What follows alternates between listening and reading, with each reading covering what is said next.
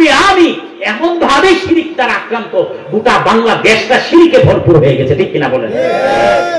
আজ থেকে 7 দিন বা 8 দিন হবে আমি উত্তর বাংলা যাইতেছি, কাশিমপুরের পরে একটা মাজার আছে পশ্চিম দিকে। অল্লাহে আমি এখানে বসা আল্লাহর নামে শপথ করে বলছি, অসংখ্য আলেম ওলামা আছেন এবং অসংখ্য মানুষ আপনারা সাক্ষী রেখে বলছি, আমি পশ্চিম দিকে মাজারটার দিকে তাকাইয়ে দেখলাম একটা মহিলা এমনি বলে দিচ্ছে।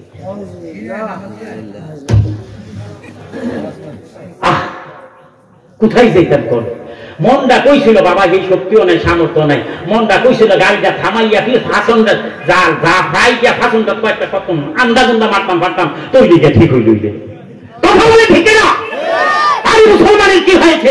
আজকে বাজারে গিয়ে তুমি সেজদা দাও, লেন্টার মাথা আপনার জীবনে কোনোদিন গোসল করছে কিনা সন্দেহ আছে, তার মাথায় গিয়ে পর্যন্ত সেজদা দিয়ে মানুষ পড়ে থাকে।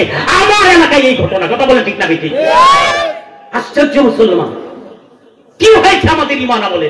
কি আমল আমরা করতে পারতেছি আমার ভাইরা? সুতরাং এই সেজদা একমাত্র কার জন্য? আওয়াজ দিয়ে বলেন কার জন্য? আল্লাহ রাব্বুল আলামিন কোরআনুল কারীম বলছেন ওয়াসজুদু ওয়া'বুদু রাব্বাকুম, তোমরা সেজদা দাও, রুকু করো একমাত্র আল্লাহ। আরো জোরে বলেন কার জন্য? আরো জোরে বলেন কার জন্য? আল্লাহ ছাড়া এই মাথা ঠেকানোর কোনো কিছু নাই। আমার বাইরে তিরমিজি শরীফে এবং মুসলিম শরীফে হাদিসটা এসেছে, আল্লাহর হাবিব সাল্লাল্লাহু আলাইহি ওয়াসাল্লাম কয়েকজন সাহাবা নিয়ে একদিন রাস্তা দিয়ে হাঁটতেছিলেন, পাহাড়ের পাশ দিয়ে। পাহাড় থেকে কিছু হরিণী আর কিছু পাহাড়ি জীবজন্তু এসে আল্লাহর রাসূলের কদমে সিজদা দিল। সুবহানাল্লাহ। এবার হযরত ওমর ডাক দিয়ে কই, ইয়া রাসূলুল্লাহ, ইয়া হাবিবাল্লাহ, ইয়া রাসূলুল্লাহ, ইয়া হাবিবাল্লাহ, আপনার কদমে নিবেদন করি, আপনার কদমে জানতে চাই এই পাহাড়ি পশুগুলো আপনার কদমে সিজদা দিয়ে তাদের ভাগ্যের কপাল খুলে গেল। ওগো নবীজি, আপনি যদি আমাদেরকে অনুমতি দিতেন আমরাও আপনার কদমে সিজদা দিয়ে আমাদের ভাগ্যটা সুপ্রসন্ন করতাম। আল্লাহর রাসূল বললেন, সাহাবারা সাবধান, একমাত্র আল্লাহ ছাড়া আর কারো সামনে মাথা নত করার কোনো আছে? রাস্তা, বিষয়, কেউ নাই। আল্লাহ রাসূল বললেন, যদি আল্লাহ আল্লাহ ছাড়ার কাউকে সিজদা দেওয়ার অনুমতি দিতেন তাহলে বাড়ির প্রত্যেকটা স্ত্রীদেরকে তার স্বামীর কদমে সিজদা দেওয়ার অনুমতি দিতেন। সুবহানাল্লাহ। এমন স্বামী আবার অন লাগবে?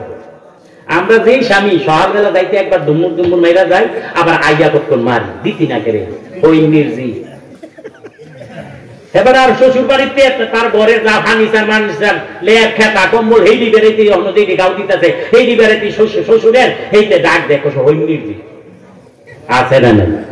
তো এই সুপুরুষ আসে না? আপনার মির্জাপুর নাইও দেখছেননি? মুসলমান, আল্লাহ রাসূল অনুমতি দেয় নাই ওমরকে, বলেছেন ওমর আল্লাহর পরে আর কাউকে সিজদা দেওয়ার অনুমতি নাই। কিন্তু এই ভণ্ডগুলো আবার একদল আলেমও আছে এই সিজদার পক্ষে দলিল দেয়, আছে না? দলিল এবং জবাবটা দিয়ে আমি শেষ করব, 10টা মিনিট লাগবে, কষ্ট হবে 10 মিনিট। তারা দলিল দেয় কোরআন থেকে। তারা দলিল দেয় কই থেকে? কথা কন না, কোথা থেকে? কোরআন থেকে। তারা কয় কি জানেননি? কই মোল্লারা করে না, ওহাবি মোল্লা, আমরা কই ওহাবি মোল্লা, তারা সুন্নি হয়ে যায়, আমরা ওহাবি। সারা জীবন মিলাদ কিয়ামের পক্ষে আছিলাম, সারা জীবন পীর মাশায়েখের পক্ষে আছিলাম, আমরা এই ওয়াজ করলে কই হ্যাঁ নতুন ওহাবি। নাউযুবিল্লাহ কোন না? আল্লাহর কসম, আহলে সুন্নাত ওয়াল জামাতের আকীদায় আমরা বিশ্বাসী, আমরা লালন করি, পালন করি, কিন্তু শিরক আমরা জায়গা দেই না, ঠিক কিনা বলেন? কোন মুসলমান ইমানদার তাদের জ্ঞান থাকতে কখন শিরক করতে পারে না। আল্লাহর কসম করে বলি, মুসলমান যদি অচেতন হয়ে পড়ে থাকে তাও শিরককে ঘৃণা করবে, এটি ঈমানের দাবি। তারা কই মোল্লাদি তো কিছু করে না, কয় সিজদা দেওয়া জায়েজ আছে, এটা কোরআনে প্রমাণ আছে, কোরআন থেকে দলিল দিব। আচ্ছা এরপরে প্রশ্ন করে কোরআন থেকে দলিল দিলে আপনারা মানবেন কি মানবেন না? কথা, কোরআন থেকে দলিল দিলে মানতেন না আপনারা? কথা কোন মানতেন না? আপনারা ছিলেন এখন জি হুজুর জি মানবো মানবো। তা কি জবাব দেয় এবার শুনেন।